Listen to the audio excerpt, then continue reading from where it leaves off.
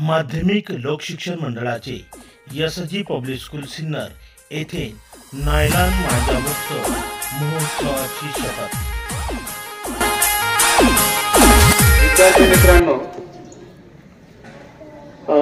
मकर संक्रांत जवळ आलेली आहे आणि मकर संक्रांतीसाठी आपला जो उत्सव आहे तो म्हणजे आपण पतंग उडवतो। पण त्या पतंग उडवण्याचे वारे आताच सुरू झालेले आहेत, कारण पतंग उडवायला वारा आवश्यक असतो, बरोबर आहे ना। तर या पतंगीसाठी जो नायलॉन दोरा वापरला जातो हा किती घातक आहे हे आपल्याला माहित आहे। दररोज त्या संदर्भामध्ये पेपरला बातमी येते की जखमी झालाय,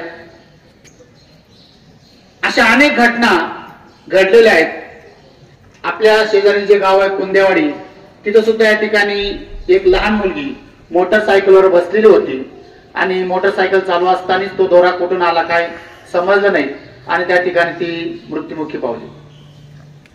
मोटरसायकलवर चालणाऱ्या अशा अनेक लोकांना त्यांच्या गळ्याला, डोळ्याला, हाताला, पायाला तो दोरा अडकतो आणि त्याच्यातून ते लोक जखमी होतात किंबहुना मृत्युमुखी सुद्धा पडतात।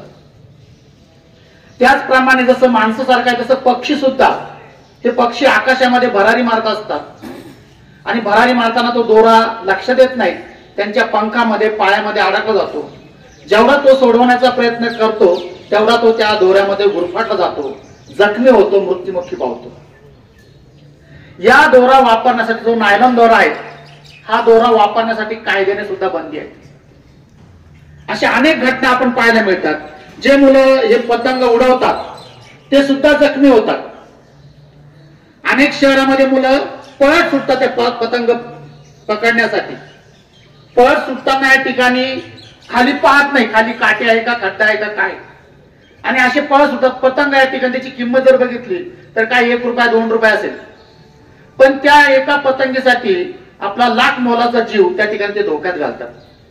आणि म्हणून या ठिकाणी आपण आज अशा प्रकारचा निश्चय करायचा आहे की कोणी पण या ठिकाणी तो नायलॉन दोरा वापरणार नाही, किंवा जे व्यक्ती अशा प्रकारे नायलॉन दोरा वापरतील त्यांना सुद्धा आपण त्याची जाणीव करून द्यायची आणि त्याला मनाई करायची आहे। तर अशा प्रकारे या गोष्टींची जाणीव आपण सर्वांनी लक्षात घेऊ आणि आपण त्या संदर्भात प्रतिज्ञा घेऊया।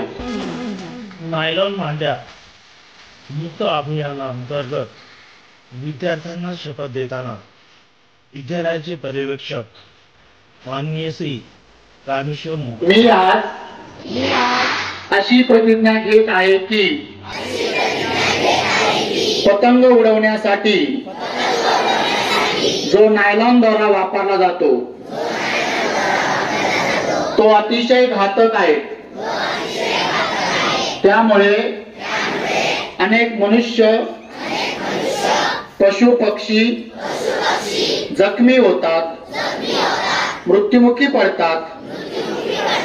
या नायलॉन दोऱ्याला कायद्याने वापरण्यास बंदी आहे,